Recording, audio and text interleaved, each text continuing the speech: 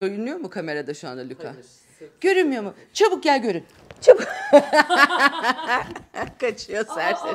Bahar temizlikleri yapalım diyoruz. Sonbahar temizliği, ilkbahar temizliği. Zaten benim hayatım temizlikle geçiyor evdeyken. Vallahi bir günlük tozla bir senelik tozun görüntüsü aynı. Niye her gün toz alıyoruz ki? Bir senede bir alalım. Kıyafetleri çünkü biraz verelim dedik ablamla. Enerjiye çok inanıyorum ya ben. Aman dedim eski sevgililerim falan dedim. Varsa dedim bana verdiği eski arkadaşların, eski sevgililerin, enerjisi beni beslemeyen insanlar dedim. Aldıklarını giysem de giymesem de vereyim dedim. İçeri bir girdik. Neden buradayız zaten? Neden iş yapmıyoruz? Bana hiçbir şey hediye alınmamış. Her şeyi ben almışım. Baktım ki eskiler bana hediye almamış. Belki de o yüzden eskiler. O yüzden abla dedim bak sana bir şey anlatacağım dedim. Tam anlatmaya başladım. Bir dakika dedim. Sana anlatırken şimdi o da sizle birlikte öğrenecek. Belki de bugüne kadar en çok konuşulmuş, dünya çapında olmuş bir cinayet vakası var şu anda. Bir görüntü var bu olaylar öncesinde. Bir polis kamerasına body cam diyorlar. O kameralar her şeyi kayda alıyor. Herhangi birini yol kenarına çektiklerini hep kayıt altında. O kayıtlarda çıktığı için bu çift 1 saat 17 dakikalık kayıt. Herkes bundan bahsediyordu. Hiç üşenmedim çünkü meraktan öldüm. İzleyeyim dedim. Senelerdir anlatmaya çalıştığım, belki biraz şiirsel dil kullandığım için de çok kafaya vura vura anlatamadığım, çok net bir şekilde anlatmak istediğim bir video çekmek istiyorum dedim. Anlatmaya çalıştığım şey şu: psikolojik şiddet fiziksel şiddetten daha zararlıdır. Fiziksel şiddette ölüyorsun, öldürebilir seni. Psikolojik şiddette de yaşıyorsun ama ölüsün. Ölmek bir dakika, öbürü bir ömür. Fiziksel şiddetin kanunda karşılığı var. Uzaklaştırma alıyorsun, mahkemeye veriyorsun. Delil var, yara var, tokat izi var, o var, bu var. Gerçekte olan biteni dışarıdan hiçbir insan göremiyor ve haklı hakkını savunamıyor. Haksız olan minareyi çalarken kılıfı çoktan yedeklemiş oluyor. Hazır, bir de yedek kılıfları da var. Adalete intikal eden bir şey değildir psikolojik şiddet ve olmalıdır. Bir kadına hayallerinde destek olmuyorsan, onu sürekli aşağılıyorsan, eline sağlık demeyi beceremiyorsan, ileriyle kıyaslıyorsan, ses kaydı mı alınıyor, delil mi alınıyor? Mahkemede görülmesi gereken bir şeydir. Fiziksel şiddete vardığında dayak olur, yaralama olur, öldürme olur. Zaten iş işten geçmiş oluyor. Psikolojik şiddetin sonu da fiziksel şiddete varıyor. O ilişkide o kadar da duruluyor. Yani insanlar duruyor. Gidip senelerce kendine gelemeyebilirsin ama kalırsan bir ömür harcarsın. Psikolojik şiddete maruz kaldığını bilirsen o ilişkide kalabilirsin. Çünkü biliyorsun düzeltemezsiniz. Ancak kabullenebilirsiniz. Ama kendi canını dişini takıp Allah'a inanıp ben bunu da düzeltirim, sevgim her şeyi yener diyorsanız böyle bir şey yok. Bile bile lades diyenlere kızmıyorum ki. Ama bilmeyenler var. Psikolojik şiddete maruz kaldığını, kişiliğinin yok olduğunu, özgüvensiz ve hastalıklı bir ruha evrildiğini, kendisi kurban olduğu için başkalarını kurban eden bir insana evrildiğini bilmiyorlar. Çünkü mutlulukla tanışmayanlar mutsuzluğu bilmiyorlar. Mutsuzlukla tanışmayan da mutluluğun kıymetini bilemez. Adam çok dövüyor diyelim ilk ilişkisinde. İkincisinde az dövünce seviniyor. Ya da hiç dövmüyor, küfrediyor ama seviniyor. Çünkü dövmüyor. Oturup kendi kendine kahırlarını çekseler tamam akılsız başın cezasını çeker ayaklar deriz geçeriz.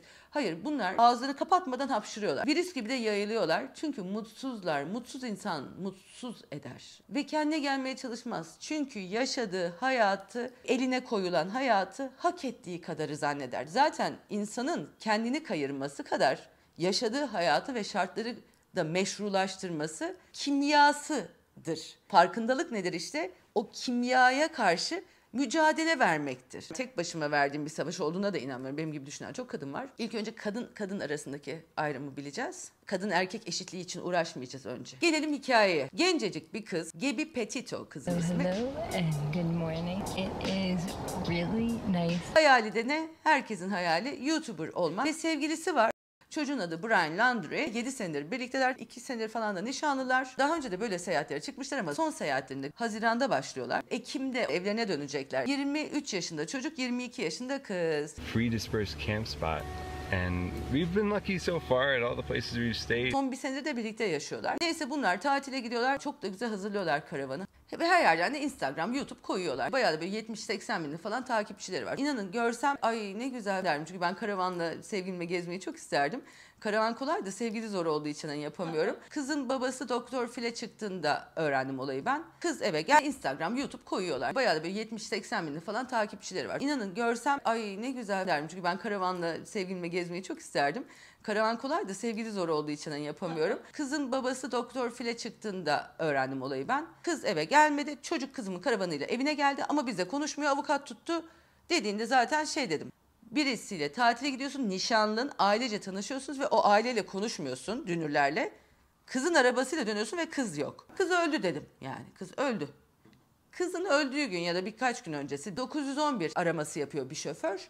Ve diyor ki işte bir karavanda bir çocuk bir kıza vuruyor. Plakası da şu, hani ilgilenin. Gerçekten de o karavan, şikayet edilen karavan Brian'la Gabby'nin karavanı. Polis yaklaştığında zaten çok büyük hız yapıyor ve çocuk kullanıyor karavanı. Polis kenara çekiyor ama haber aldık. Biriniz birini dövüyormuş demiyor. Çok zekice yaklaşıyor bence, polis çok eleştiriyor ama kız yaptığı için zaten durduruyor. Kız hüngür ağlıyor. Bu olayı duyduğumda kızın daha hani cesedi bulunmadığı için ve bu videolar izleniyor. İpucu bulunmaya çalışılıyor. Anında anladım. İlişkisini anladım yani. Kız ağlıyor. Zaten ağlıyordu. Polise özür dilerim, çok özür dilerim dedi. Ama niye özür diliyor? Yeah, I don't know. It's just some days I have really bad OCD, and I was just cleaning and straightening up back of the van before, and I was apologizing to him and saying, I'm sorry that I'm so mean, because sometimes I have OCD and sometimes I just get really frustrated. Not like mean towards him. I just like, I guess my vibe is like I'm really like in a bad mood. And I was just saying, I'm sorry if I'm in a bad mood. I've just been really stressed. I had so much work I was doing on my computer this morning. Kendini her şeyde suçlu gören bir kız. Sabahtan beri tartışıyoruz diyor. Asıl derdi o çünkü kızın. Sabahtan beri tartışıyoruz ama çocuk vurdu demiyor. İlk cümlesi çok kötü OCD'm var diyor. Obsesif, kompulsif disorder. Bu takıntı hastalığı yani biliyorsun ama çok ciddi bir kişilik bozukluğudur normalde teşhisliyse. Ve OCD'si olan bir insan da küçücük bir karavanla doğa şartlarında o kadar da rahat olamaz. Çok kötü OCD'm var diyor. Sonra babaya soruyor Doktor Phil bu görüntüleri izlerken. Kızınızın teşhisi var mı diyor. Baba da diyor ki yok, temizdir, düzenlidir diyor. Çocuklar hani abartırlar ya her şeyi. Dedim ki içimden hayır, çocuk abartmıyor. O yanındaki öküz o kıza OCD'si olduğunu. Kız derli toplu, öbürü de dağınık boklu. Kız toplarken kendim dağınığım demiyor. Senin OCD'in var diyor. Budur psikolojik. Kız zamanla OCD'si olduğuna inanmış. Polise ilk cümlesi benim çok kötü boyutta OCD'm var oluyor. Nereden var? Teşhis mi koyuldu? Kötü boyutu nereden biliyorsun? Çünkü sana o söylenmiş. Ve kız diyor ki neden bu kadar kötü bir insan olduğumu bilmiyorum. Çok sert davranıyorum ve sevgim söz konusu olunca böyle bağırıyorum diyor. Çünkü aynaya bakıyorsun, o seni bağırttırıyor. Olduğun kişi sen değilsin, o sana bunu yapıyor. Psikolojik şiddet gören insanlar kimliklerini kaybederler. Kişiliğimi kaybettim, ben artık kişiliksizim diye de ortada da dolaşılmaz. Buna izin vermeyeceksin. Yalnızlığın korkusu nereden başlıyor bilmiyorum. Neden bu kadar insan isteniyor bilmiyorum. İnsan güzel bir şey. Yanlış niye bu kadar isteniyor? Kız özürü diliyor. Ondan da özür diledim, kabul etmedi. Beni arabadan attı diyor. Kendi karavana. He. Polis orada tekrar diyor. Seni niye attı? Sakinleşeyim diye. Sen git. Kız hepsini meşrulaştırmış. 1 saat 17 dakika boyunca ne kadar kötü, ne kadar edepsiz, ne kadar anlaşılmaz, ne kadar iğrenç, neden böyle olduğunu bilmeyen zavallı bir ruh hastası olarak kendini tanıtıyor. Çocukla gidip konuştuklarında da çocuğun elinde çizikler var. Keşke biraz daha çizeydi o kız onu. Bu arada gerçekten psikolojik şiddetin sonunda karşı taraf şiddete eğilim gösterebilir. Hani bir atlamak istersin insanın üstüne. Ama gerçekten bakın atlayabilirsin. Ama bunu yaptığını gördüğünde o ilişkiden gitmelisin. Çünkü şiddetin hiçbirisi kabul edilmez. Bir şeyi çok yaparsan 21 günde her şey alışılıyor denir ya. 21 günde şiddete de alırsın. Ondan sonra sen de onun gibi olursun işte. O beni böyle yaptı diye ömür boyu kötü davranamazsın. Çocuk ellerini böyle yapmış, masum. Kız hep kendi kötüledi ya, inanası geliyor insanın. Çocuk da işte böyle ellerini göstermeye çalışıyor. Üstünde çizikler var. Kız da dedi zaten çizdim eline. Çünkü telefonumu da aldı diyor. Almaya çalışırken çizersin ya, tırnağım vardır. Ama kız onu da hani ben kötü bir insanım. Çocuk da böyle yapıyor işte. Elindeki çizikler nedir diyor polis. Şikayetçi değilim. Nişanlım yaptı şikayet. A nice morning, and if anything, she just got worked up because we were trying to get going and get our day going because we want to go like arches before the sun goes down. Okay. You want to tell me about those scratches on your face? She had a cell phone in her hand. That's why I was pushing her away, because she wanted. I locked the keys so I could walk away. I said, let's just take a breather. Hikaye çocuktan edilmişti. Kızı dövdüğü söylendi ama kızın itiraf etmeyeceğini biliyor. Güveniyor yani yarattığı esere çünkü. Sakinleşsin diye çok uğraşıyorum. Neden bilmiyorum. Bu aralar çok stresli çünkü YouTube kanalını yapmak istiyor. Kız da ağlarken şey diyor polise. Ben YouTube kanalı için çok uğraşıyorum. Aslında ikisinin kanalı. Ama çocuk hiçbir şey yapmıyor. Böyle yatıyor belli. Kıza olmayacak bir şey ya diyor. Kızın arabası, kızın parası, kızın hayalleri, kızın YouTube kanalı, kız montajını yapıyor. Kız çekiyor. Olmaz ki bir şey, olmaz ki. Gitme o zaman. Kız resmen inliyor. Hayallerime de inanmıyor zaten diyor. Burası da var kızın çektiği acılarda. Ardından zaman geçiyor. Bir gün geçiyor galiba zaten. Bir restoranda görülüyorlar. Restoranda da çocuk $60'lık adisyona aşırı bağırırken görülüyor. Bak, psikopatlar gerçekten nerede nasıl davranacağını çok iyi bilen insanlar. Bütün seri katillerin davalarında komşuları çok iyi insan ya. Çocukların da kafasını okşuyor falan diyor. Ben hiçbir çocuğun kafasını okşamadığım için seri katil olarak çıksam hiçbir komşum beni savunmayacak. Seri katilleri savunuyorlar. Çünkü doğru davranıyorlar. $60 için 4 kere girip çıkıyor, bağırıyor. En sonunda polis çağırıyor. Yani atıyorlar onları. Kız da arkasından giriyor çocuğun. Çok özür dilerim, çok özür dilerim diyor çocuğun yaptığı için. Kız özür diliyor ve sonra bir daha kız görülmüyor. Sonra çocuk kızın karavanıyla eve geliyor. Kız ortada yok. Baba diyor ki öbür babayı arıyor, anneyi arıyor. Kapılarına gidip vuruyor. Yok, kimse açmıyor. Ama ortada ceset de yok. Çocuk 10 gün sonra evinden kaçıp gidiyor. Çocuk şu an Amerika'da wanted, aranıyor. Neden? Çünkü kızın cesedi bulunuyor abla. 21 gün vahşi doğada bırakmış. Parçası kalmamış dişlerinden. Bak, birini seviyorsun. 7 sene birliktesin. Nişan fotoğraflarının altına hayatımdaki en büyük korku bir sabah uyanıp seni görememek diyorsun. Ve o kızı sen yok ediyorsun. O yüzden sözlere de kimsenin itimatı olmasın. Ama beni seviyor, canım demişti bana, karım demişti, güzelim demişti. Ama bak, öldürüyor da. O çocuğun nişan fotoğrafının altına yazdığını Türkiye'deki en iyi şair yazamaz. Öyle güzel yazmış.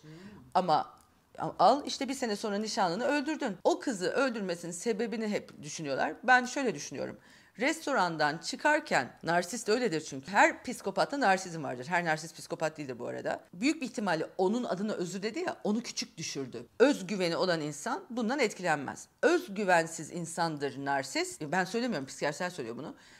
Ve sizi özgüvensiz insana evirdikçe güçlenir. Sizi hep az hissettiren o adam, içiniz rahat olsun, hep çokları alırlar yanlarına. Güzel olanı yanlarında görmek isterler. Zeki olanı, popüler olanı, zengin olanı yanlarında görmek isterler ama onların sahip oldukları şeyi onlara görmez ederler, kör ederler, duymaz ederler iltifatları. Psikolojik şiddet burada başlıyor ve o kadın kendini ezik hissediyorsa bir ilişkinin içinde, az görüyorsanız anlayın ki karşısındaki o kadar azdır ki. Onu terk etmesinden korkuyorsunuz ya sizi.